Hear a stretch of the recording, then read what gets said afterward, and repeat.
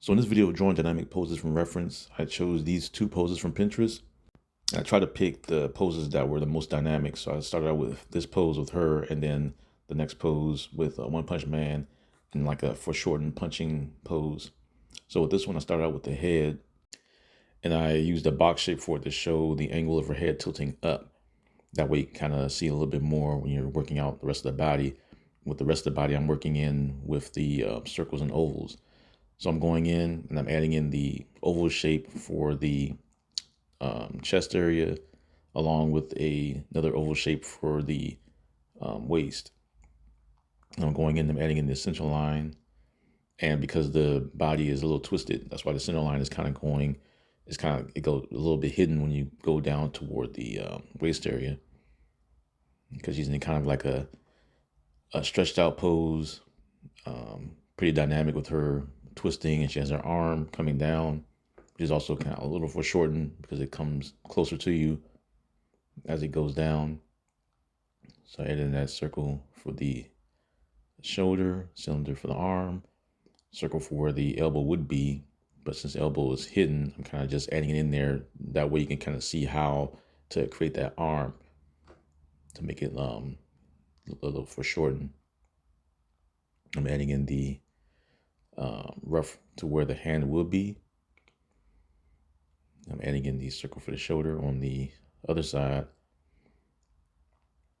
I'm kind of just working in each of the fingers. And as you've seen me done before, where I've created different hand poses where I'm drawing each cylinder for the fingers.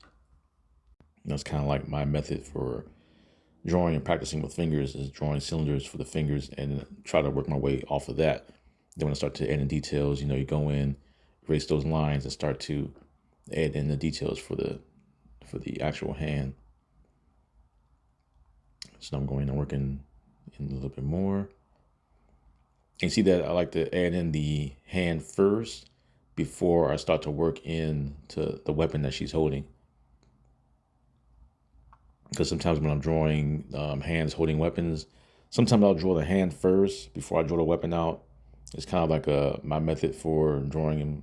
That way you can kind of have the weapon, have the outline of the hand around the weapon. That way you can kind of work your hand around it, then draw the weapon out and then start working the hand around the weapon like that's gripping it. Now I'm adding in the outline for the weapon that she's holding, dropping in the lines.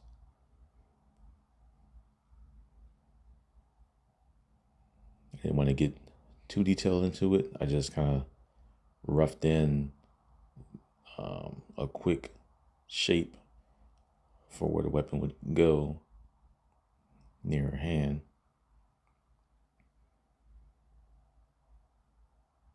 I'm adding in a little cylinder for her arm going up, roughing in quick shape, that circle for where the elbow would go, then work off of that into the cylinder for her forearm. I'm adding in the hand. Kind of work the hand in just a little bit, just to kind of. I did a little bit just because I wanted to measure how far her hand would go down towards her head, or at least the top of her head. Now I'm working in the rest of the outline of the weapon, roughing in that shape quickly, just to get a kind of a general idea of where it would go if I was to detail it. I'm not trying to get too crazy with it, just enough to be like a placement for where it would go. I'm adding in her chest area. And this is kind of another way, a method of, creating female characters, is that when you're drawing between females and the male characters, a lot of times you can create a normal pose for male and female, but then that there's features on the female character that the male character wouldn't have, which is what I'm adding right here. Because you can still have this looking like a male pose, but then when you add certain features to the pose, it will start to look like a female character. I'm going in, I'm adding in the fingers, quick cylinders.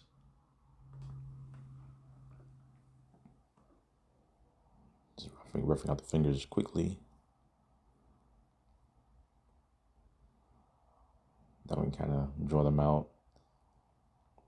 Because even though it's a rough pose, I still like to at least draw, the hand out. That way we can get the practice 2-in-1 pose and the hand. I'm erasing the head a little bit, just to kind of make it a little slightly smaller. Even though it's not like too much of a difference, but just enough. Well, at least I can tell, but you can't really tell on the video. And I'm just darkening up some of the shapes to kind of, so the eye isn't too confusing, especially with the body overlapping the weapon. Just darkening the leg, and darkening some of the creases on the weapon. And I'm adding in like the little rib cage, which I should have added before, but added it last minute. Now with this pose, also foreshortened pose, he has his fist out, which is like the dominant thing towards the camera. So I decided to do another one of these. So with this one, I started out the same way as the last one, where I started out with drawing the square for the head. And I'm just working my way down. And these poses are fairly simple. You're just drawing, square for the head, and I'm gonna work in the circle for the body. And don't forget, you always go down with that neck. Neck always goes down, no matter how the pose is, depending on, where the pose is bending. But even still, the neck kind of will always be, straight down. Now I had a circle for the elbow. I mean, not elbow, but the shoulder.